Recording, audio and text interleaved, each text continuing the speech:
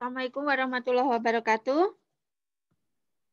Waalaikumsalam warahmatullahi wabarakatuh. Ya, selamat pagi semuanya. Waalaikumsalam warahmatullahi wabarakatuh. Semoga pada pagi hari ini Anda dalam keadaan sehat walafiat lahir batin ya.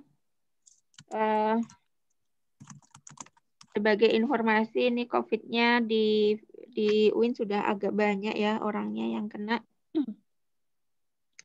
Terus menjaga diri, kemudian protokol kesehatan jangan dilupakan gitu ya. Jaga kebersihan juga jangan lupa berdoa. Nah, sebelum kita mulai ya sambil menunggu kawan lain seperti biasanya kita siapkan hati dan pikiran kita fokus gitu ya belajar untuk mengharapkan keridhaan dari Allah Subhanahu wa taala. A'udzu billahi minasyaitonir rajim. Bismillahirrahmanirrahim. Asyhadu an la ilaha illallah Rasulullah. Asyhadu an la ilaha illallah wa asyhadu anna Muhammadar Rasulullah. Asyhadu an la ilaha illallah wa asyhadu anna Muhammadar Rasulullah. Astaghfirullahal azim allazi la ilaha illa huwal hayyul qayyum wa atubu ilaik. Astaghfirullahal azim allazi la ilaha illa huwal hayyul qayyum wa atubu ilaik. Astaghfirullahal azim allazi la ilaha illa huwal hayyul qayyum wa atubu ilaik. Allahumma ufil sawabadihil fatihah ila dati sayyidina Muhammadin sallallahu alaihi wasallam wa ala alihi wa aswajihi wa zuriyatihi wa ashabihi wa jami'i ikhwanihi minan nabiyina wal mursalin wal malaikati kullihim wa tabi'ihim ila yaumiddin. Al-Fatihah. A'udzu billahi minasyaitonir rajim. Bismillahirrahmanirrahim. Alhamdulillahi rabbil alamin. Ar-Rahmanir-Rahim. Maliki yaumiddin. Iyyaka na'budu wa iyyaka nasta'in. Ihdinas siratal mustaqim. Siratal ladzina an'amta 'alaihim ghairil maghdubi 'alaihim waladdallin. Amin. Wa ila hadati jami'i ahlil Qur'ani wa ahlil hadis wa ahlil fiqh wa ahli tasawuf wa ila hadati sultanil awliya Syekh Abdul Qadiril Jilani wa jami'i awliya ilahi ta'ala fi masyarikil ard ila magharibiha wal ulama'i wa syuhada'i wa salihin. Al-Fatihah. A'udzu billahi minasyaitonir rajim. Bismillahirrahmanirrahim. Alhamdulillahi rabbil alamin. Ar-Rahmanir-Rahim. Maliki yaumiddin. Iyyaka na'budu wa iyyaka nasta'in. Ihdinas siratal mustaqim. Siratal ladzina an'amta 'alaihim ghairil maghdubi 'alaihim waladdallin. Amin. Wa ila arwahi walidina wa jadatina wa jadatina wa masyayikhina wa usulihim wa furu'ihim wa ahlina wa auladina wa zuriyatina wa ikhwanina wa akhwatina wa jama'atina wa talamidina waliman lahu hukukun alaina wal muslimina wal muslimat wal mu'minina wal mu'minat al ahya'i minhum wal amwat. Al-Fatihah. A'udzu billahi minasyaitonir rajim. Bismillahirrahmanirrahim. Alhamdulillahi rabbil alamin. Ar-Rahmanir-Rahim. Maliki yaumiddin. Iyyaka na'budu wa iyyaka nasta'in. Ihdinas siratal mustaqim. Siratal ladzina an'amta 'alaihim ghairil maghdubi 'alaihim waladdallin. Amin. Astaghfirullahal azim. Astaghfirullahal azim. Astaghfirullahal azim. لي ولوالدي ولأصحاب الحقوق الواجبة علي ومشايخي وأهلي وأولادي وذرياتي والمسلمين والمسلمات والمؤمنين والمؤمنات الأحياء منهم والأموات سبحان الله والحمد لله ولا إله إلا الله الله أكبر سبحان الله والحمد لله ولا إله إلا الله الله أكبر سبحان الله والحمد لله ولا إله إلا الله الله أكبر ولا حول ولا قوة إلا بالله العلي العظيم ولا حول ولا قوة إلا بالله العلي العظيم ولا حول ولا قوة إلا بالله العلي العظيم اللهم صل على سيدنا محمد وعلى آله وصحبه وبارك وسلم اللهم صل على سيدنا محمد وعلى آله وصحبه وبارك وسلم اللهم صل على سيدنا محمد وعلى آله وصحبه وبارك وسلم أجمعين أعوذ بالله السميع العليم من الشيطان الرجيم أعوذ بكلمات الله التامة من شر ما خلق بسم الله الذي لا يضر مع اسمه شيء في الأرض ولا في السماء وهو السميع العليم بسم الله الرحمن الرحيم بسم الله بدأنا والحمد لله ربنا والصلاة والسلام للنبي حبيبنا يا الله يا ربنا أنت مقصودنا رضاك مطلوبنا دنيانا وأخرانا يا رحمن يا رحيم يا مالك يا قدوس يا سلام يا مؤمن يا مهيمن يا عزيز يا جبار متكبر يا خالق يا بارئ يا مصور يا غفار يا قهار يا وهاب يا رزاق يا فتاح يا عليم يا قابض يا باسط يا خافض يا رفيع يا معيز يا منزل يا سميع يا بشير يا حكم يا عدل يا لطيف يا خبير يا حليم يا عظيم يا غفور يا شكور يا عليم يا كبير يا حفيظ يا مقيت يا حاسب يا جليل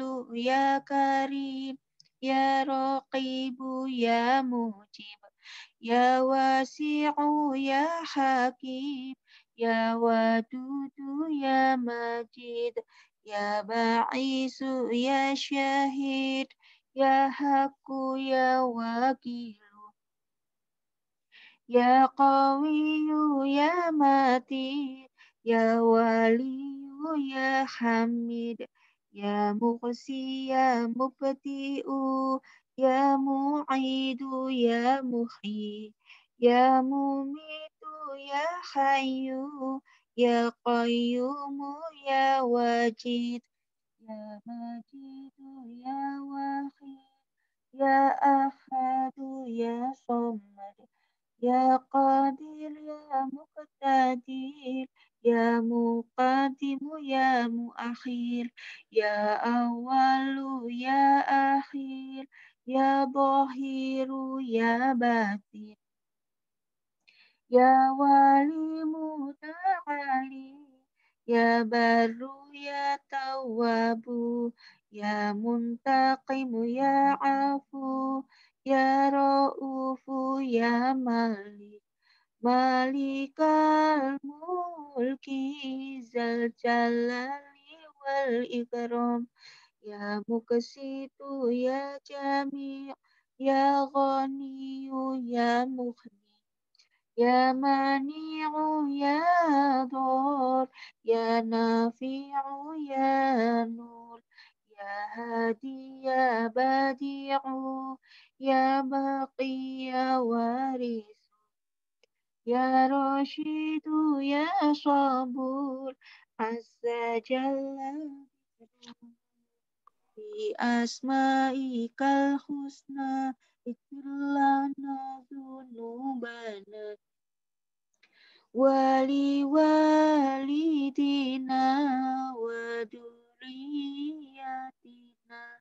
كفر عن سيئاتنا واستر على عيوبنا واجبر على نقصاننا وارفع درجاتنا وزدنا علما نافعا ورزقا واسعا حلالا طيبا وعملا صالحا ونور قلوبنا ويسر أمورنا وصحي أجسادنا دائم حياتنا إلا الخير قربنا عن الشر باعدنا والقرب رجاؤنا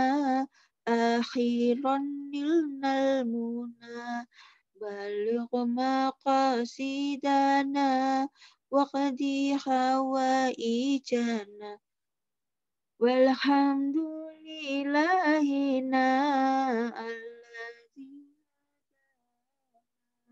صل وسلم على طه خليل الرحمن وآله وصحبه إلى آخر الزمان. الفاتحة.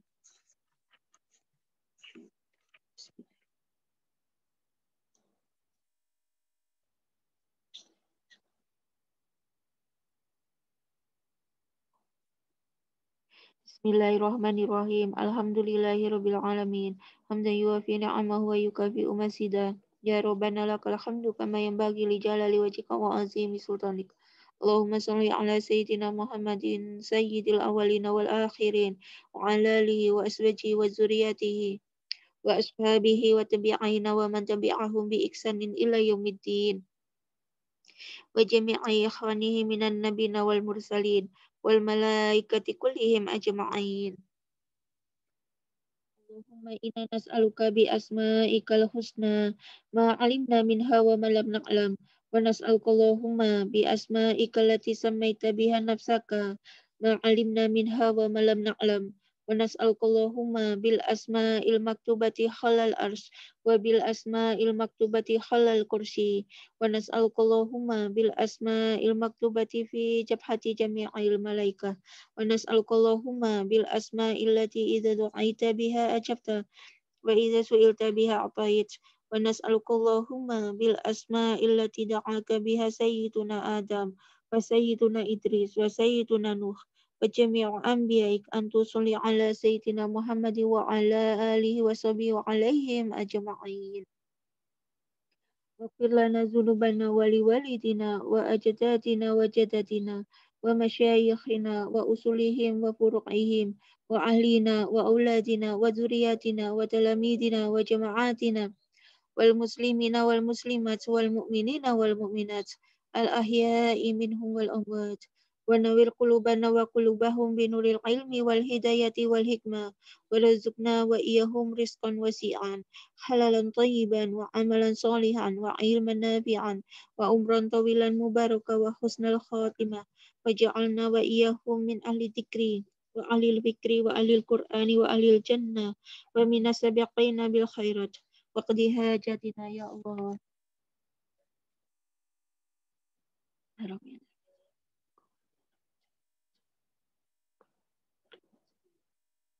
وكفتنا وإياهم من شر الجن والإنس والشياطين ومن شر كل شيء ومن شر كل دابة ومن الأمراض والبلاء وطاعون ومن الفتن ومن الدين ومن آفات الدنيا والآخرة اللهم انصرنا وإياهم على القوم الكافرين اللهم انصرنا وإياهم على القوم الكافرين اللهم انصرنا وإياهم على القوم الكافرين ونجنا وإياهم من القوم الظالمين وانصر من نصر دينه وخذل من خذل المسلمين وعليك أعداء الدين وعلى كلمتك إلى يوم الدين ربنا هب لنا من أزواجنا وذرياتنا قرة أعين واجعلنا للمتقين إماما ربنا لا تزغ قلوبنا بعد إذ هديتنا وهب لنا من لدنك رحمة إنك أنت الوهاب ربنا آتنا في الدنيا حسنة وفي الآخرة حسنة وقنا عذاب النار اللهم لا تدع لنا في مجلسنا هذا ذنبا إلا غفرته ولا هما إلا فرجته ولا عيبا إلا سترته ولا عسرا إلا يسرته ولا جهلا إلا علمته ولا ضالا إلا هديته ولا حاجة هي لك رضا من حوائج الدنيا والآخرة إلا قضيتها يا رحمن يا رحيم يا مجيب دعوتي يا أرحم الراحمين وصلى الله على سيدنا محمد وعلى آله وصحبه وبارك وسلم والحمد لله رب العالمين الفاتحة.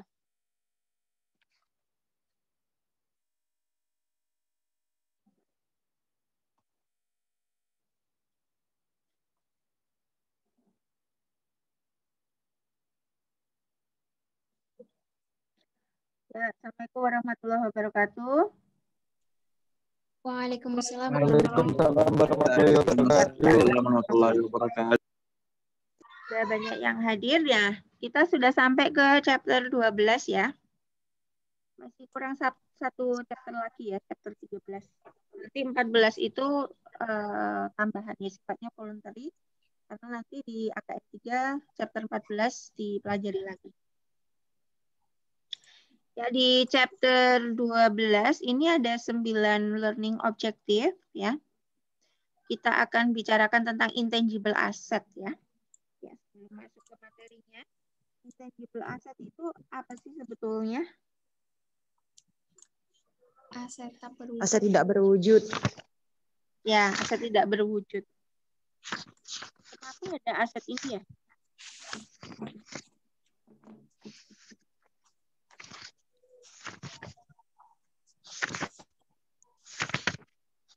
Contohnya apa aset tidak berwujud itu? Goodwill. Hak Goodwill. paten seperti itu. Ya, ya. Jadi tidak ada fisik asetnya, tetapi aset tersebut bisa memberikan value secara ekonomis gitu ya bagi perusahaan. Maka karena karakteristiknya seperti itu, sehingga intangible asset ini dimasukkan di dalam aset ya. Kemudian yang kedua, identify the cost to include in the initial valuation of intangible assets ya. Jadi karena aset itu tidak berwujud, kemudian timbulnya aset itu kadang-kadang tidak mengeluarkan uang gitu ya. Maka di sini ada problem bagaimana cara menentukan berapa nilai aset tersebut ya. Nah, itu kita bahas di learning objective 2 yaitu mengidentifikasi cost dari initial valuation of intangible assets.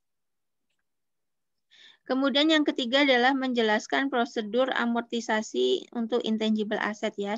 Jadi seperti lazimnya aset, intangible asset ini pun disusutkan.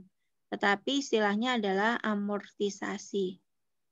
Kemudian yang keempat adalah describe the types of intangible asset. Jadi macam-macam intangible asset itu apa saja. Yang kelima, expand the accounting issues for recording goodwill ya. Jadi munculnya goodwill, Anda sudah tahu sejarahnya seperti apa gitu ya di chapter-chapter sebelumnya gitu ya. Biasanya goodwill ini akan muncul ketika ada penggabungan badan usaha gitu ya. Karena cost harga perolehan perusahaan itu lebih tinggi dibandingkan dengan nilai buku dari perusahaan tersebut, maka terjadilah goodwill. Kemudian explain the accounting issue related to intangible asset impairment. Ya, jadi di dalam intangible asset ini pun bisa dilakukan impairment. Nah, nanti seperti apa proses impairment-nya? Kemudian di learning objective 7, identify the conceptual issues related to research and development costs. Ya, jadi R&D. Jadi penelitian dan pengembangan itu biasanya membutuhkan kos yang cukup besar ya. Nah, ini akan jadi masalah. Apakah harus dibiayakan atau boleh sih dia itu dianggap sebagai intangible assets gitu ya. Seperti apa nanti pengakuan dari biaya yang telah dikeluarkan untuk research and development, karena beban kos yang dikeluarkan untuk R&D ini biasanya cukup besar gitu. Kalau dibebankan di satu periode akuntansi karena dianggap expense, maka ini bisa membuat laporan keuangan itu rugi besar. Gitu ya. Kemudian yang ke-8 adalah describe the accounting for research and development and similar costs. Jadi ada beberapa cost yang karakteristiknya itu seperti R&D gitu. Tidak secara langsung memberikan revenue, tetapi dia memiliki dampak terhadap pendapatan itu jangka panjang. Ya. Nah, sehingga secara karakteristik ini mirip sekali dengan R&D cost.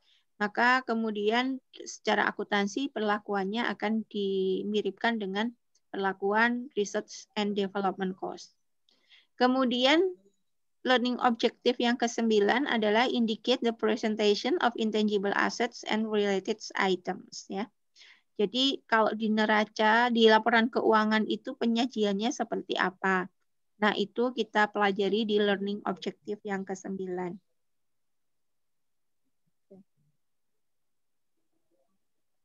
Ini previewnya ya, jadi pembagian per topik gitu. Secara keseluruhan itu ada 5 topik besar sebetulnya ya. Nah, di 5 topik besar ini di dalamnya terkandung 9 learning objective tadi. Nanti di bagian intangible assets kita akan pelajari karakteristiknya. Aset mana sih yang masuk dalam intangible asset gitu ya. Kemudian melakukan valuation dan amortization. Kemudian tipe-tipe intangible ya. Ada marketing related, ada customer related, ada artistic related, ada contract related, ada teknologi related, dan ada goodwill. Ini tipe-tipe dari intangible ya. Ternyata tipenya banyak sekali gitu ya. Kemudian impairment of intangible. Ya. Bagaimana kita melakukan impairment atas aset intangible. Yang pertama kita akan bicarakan tentang limited life intangible. Jadi pembatasan umur intangible asset ya. Kalau di aset tetap itu biasa kita kenal dengan umur ekonomis. Nah, di intangible asset ini kita kenal dengan limited life. Kemudian reversal of impairment loss ya. Jadi bagaimana melakukan reversal ya atau pengembalian dari kerugian atas impairment. Kemudian indefinite life intangible other than goodwill. Dan kita akan juga bicarakan bagaimana impairment terhadap goodwill. Kemudian research and development cost ya. Ada topik tentang mengidentifikasi R&D, kemudian accounting for R&D dan similar cost ya. Cost yang hampir sama karakteristiknya dengan research and development cost. Kemudian penyajian ya, penyajian intangible asset dan R&D cost. Nah, ini adalah preview ya keseluruhan dari topik yang ada di chapter 12. Ini ya secara umum karakteristik dari intangible asset itu bisa diidentifikasi. Mohon ini mute dulu ya. Yang belum ke mute mohon di mute dulu. Nih, November. Ini udah sama semua nih. Kak Aizatul Mahfiro, tolong di mute dulu mic-nya. Mbak Aizatul Mahfiroh, tolong di-mute dulu.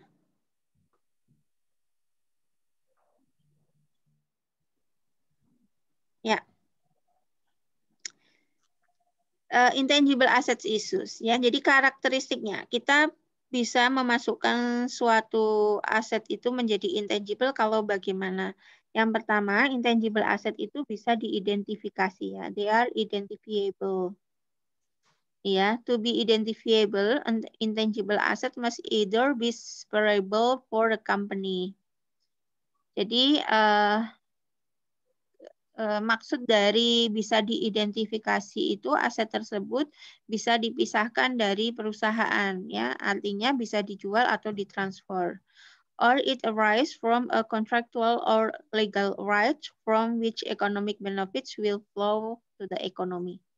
Jadi bisa juga intangible itu terjadi karena hal-hal yang sifatnya kontraktual atau legal, hukum legal gitu ya.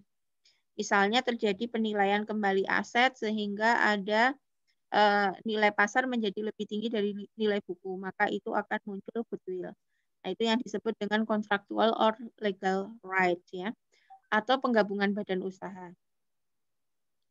Kemudian they lack physical existence ya.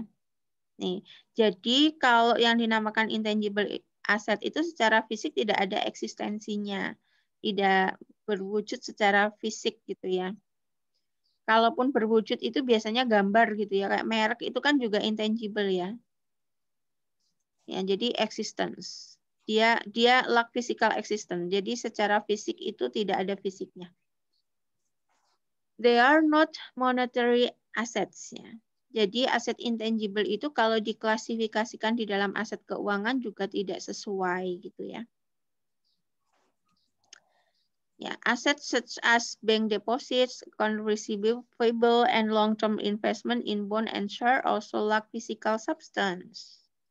Ya, meskipun ini ya kayak deposito, kemudian account receivable piutang gitu ya, kemudian long-term investment di obligasi dan saham ini juga lack physical substance. Secara substansi itu fisiknya tidak ada.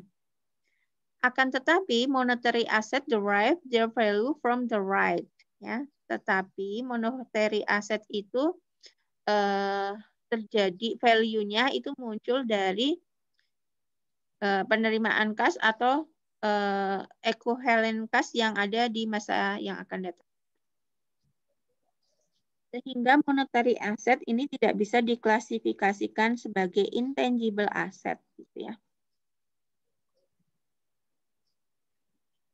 Karena kalau dilihat dari sudut pandang keuangan, dia tidak mencerminkan intangible assets.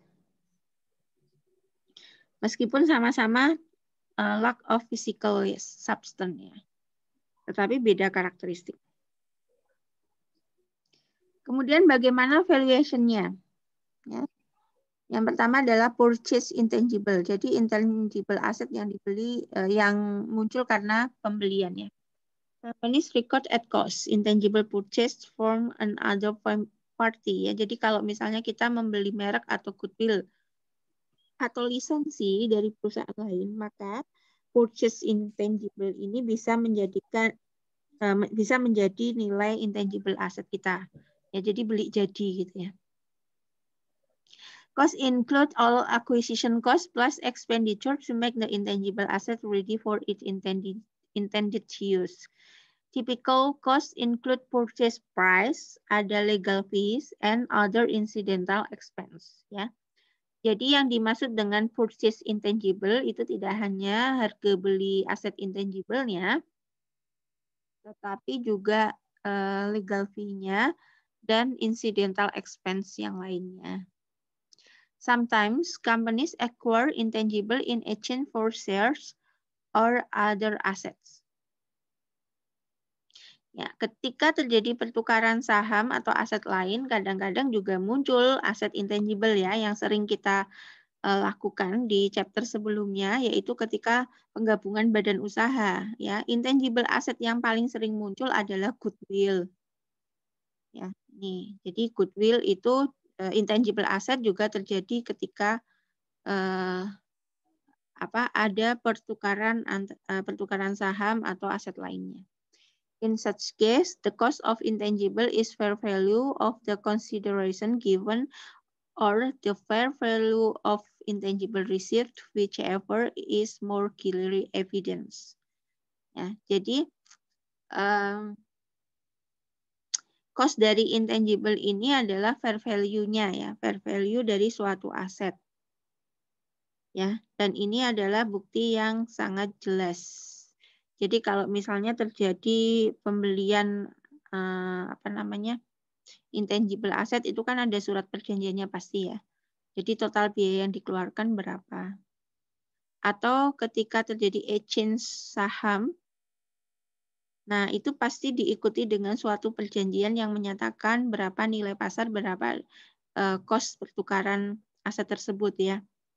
Maka sebetulnya untuk valuation-nya itu adalah clearly evidence. Bukti-buktinya itu sangat jelas ya untuk valuation intangible yang dibeli. Kemudian intangible asset ini juga bisa muncul secara internal ya, disebut internally created intangibles. Nah, ini contohnya ada gambarannya, di sini ada ilustrasinya. Ya, ada beginning of project, ada ready for sale or use gitu ya.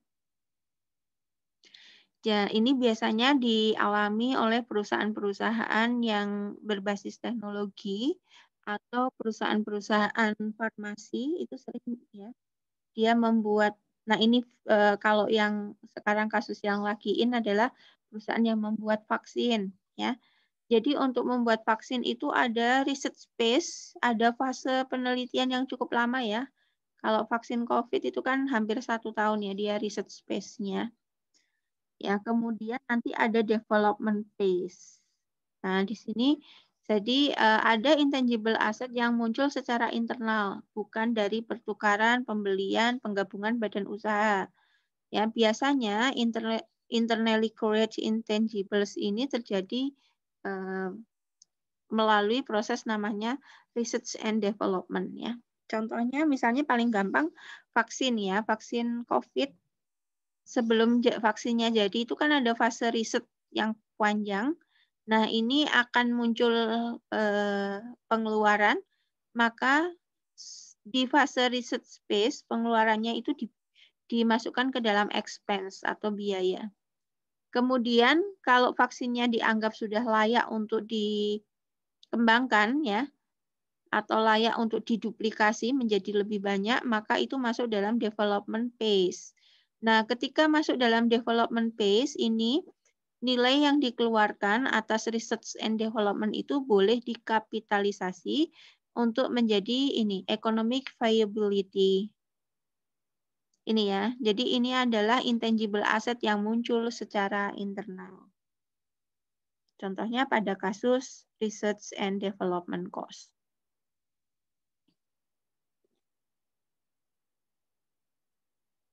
Saya tambah dulu. Nah, biasanya kalau sudah jadi hasil risetnya sudah jadi itu terus dipatenkan ya. Dipatenkan kemudian ada merek. Nah, itu juga intangible ya. Jadi kebanyakan intangible yang sifatnya adalah internally itu dihasilkan dari kegiatan R&D.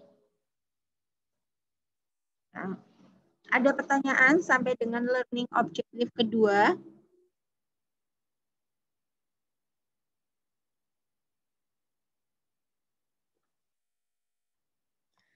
Saya tulis pertanyaan di ini ya di kolom chat saya tulis, nanti Anda jawab ya di sana ya sebagai nilai partisipasi. Bu, saya mau bertanya, Bu. Ya, silakan. Ini Bu tentang aset tidak berwujud. Tadi kan Ya. Ibu kan menjelaskan contohnya itu kan perusahaan vaksin ya, Bu? Iya. Nah, itu tadi kan di dalam perusahaan vaksin itu kan ada itu toh, Bu, ada 2 tahap, yaitu tahap research sama tahap development. Iya. Dan semisal kalau ada pengeluaran itu dimasukkan ke dalam expense atau biaya-biaya. Nah, yang saya tanyakan ini, Bu, bagaimana, Bu, cara perusahaan itu bisa mengatur, membedakan antara yang penelitian dulu dan development dulu, Bu. Soalnya kan biasanya ini, Bu, di dalam koordinasi dalam perusahaan itu kadang ini, Bu, campur-campur. Nah, itu bagaimana, Bu, cara mengatasinya? Ya.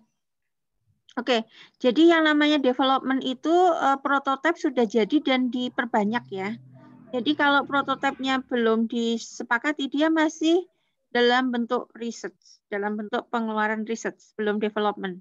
Ya, jadi sampai prototipe itu adalah apa ya namanya produk contoh ya. Jadi kalau misalnya vaksin itu kan enggak langsung diproduksi dalam jumlah besar gitu ya, tetapi dia akan membuat beberapa klaster vaksin misalnya gitu ya.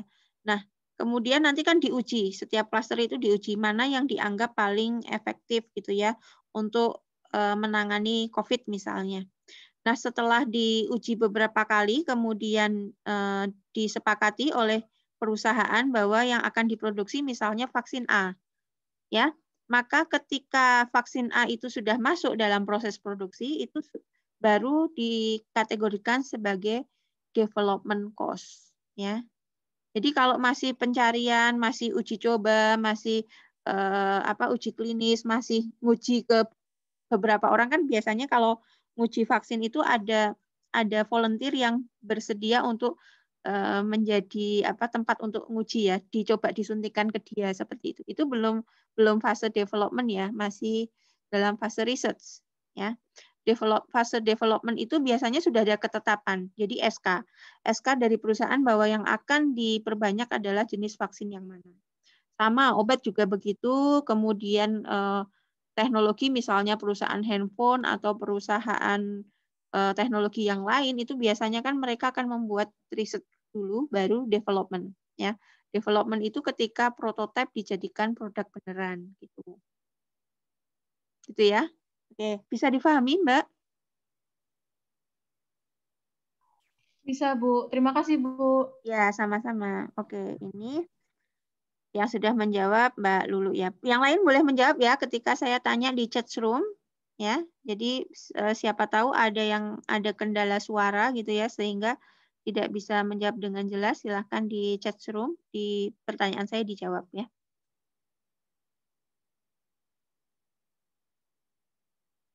Ya, ada jawaban lain? Di sini jawaban dari siapa ini? Sudah ada jawaban masuk. Dalam neraca atau laporan posisi keuangan, ketika suatu perusahaan tidak mengakuisisi perusahaan lain dengan membayar di atas nominal nilai pasar, ya itu akan muncul aset intangible ya. Ada lagi jawaban?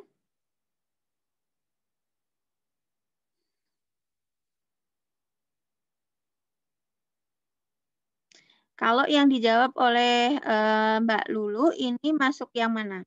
Kan tadi ada 2 jenis ya untuk kemunculan aset intangible ya. Ada yang dengan purchase, ada yang dengan internally. Nah, kalau ini dari mana ini? Ini kira-kira munculnya dari mana?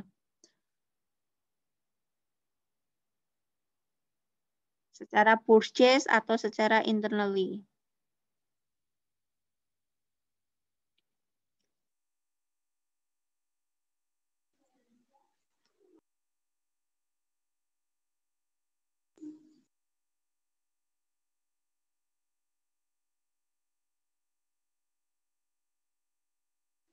Internal mungkin, Bu. Bisa langsung diketik ya di